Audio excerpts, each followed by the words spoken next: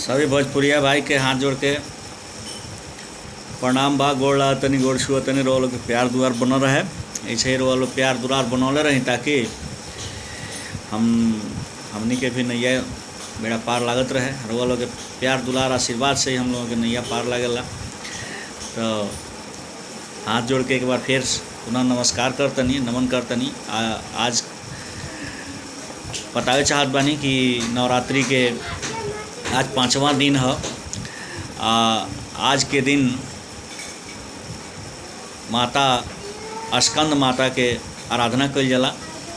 तो पहले ही भी हम बतौले बानी कि प्रथम शैलपुत्री च, द्वितीय ब्रह्मचारिणी, तृतीय चंद्रघंटेति, कुष्मांडेति, चतुर्थकम पंचम स्कंद मातेति, यानी 5वां दिने स्कंद माता के आराधना कल जाला। यहाँ के स्कंद नाम काहे पड़ल, तो ये देवी के कहल गई बा कि यहाँ के कार्तिकेय के अपना गोद में धारण कैले रहनी, यही से यहाँ के नाम कार्तिकेय के ही नाम दूसरा नाम स्कंद है।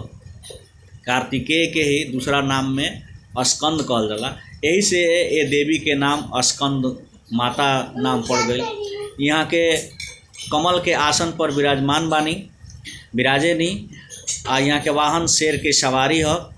यहाँ के 4 हाथ वाले देवी हैं, 2 हाथ में कमल रहेला, तीसरका हाथ में बरमाला बा, और चौथा हाथ से स्कंद के अपना गोद में पकड़ले बनी।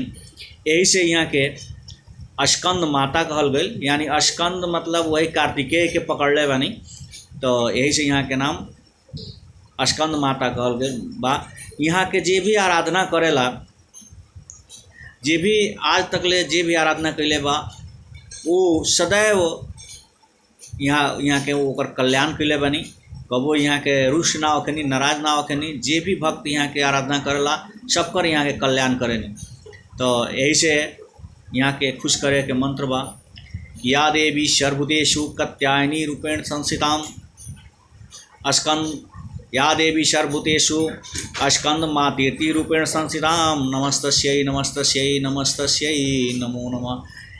तो समय ज़्यादा हो गई बा, ना तो एक भजन पेश करती। अगर भजन रउआ सुने के बाद तो हमारा चैनल के सब्सक्राइब करी, लाइक करी, कमेंट करके बताएं कि रउआ भजन सुने के बाद कि नहीं के सुने के आई जौन हम प्रसंग डलले बानी कैसन लागल। तो अगला भजन सुने खातिर रउआ हमरा के जरूर सब्सक्राइब करी, लाइक करी, कमेंट करी। धन्यवाद।